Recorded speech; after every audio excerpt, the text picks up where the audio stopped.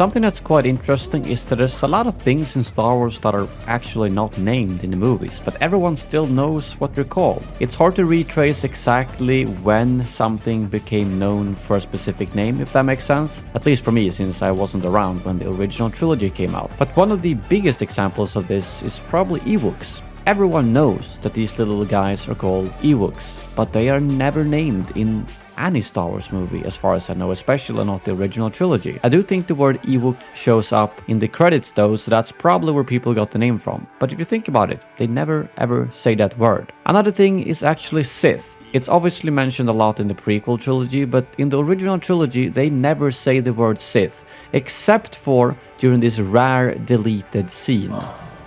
This Sith Lord sent by the Emperor will be our undoing.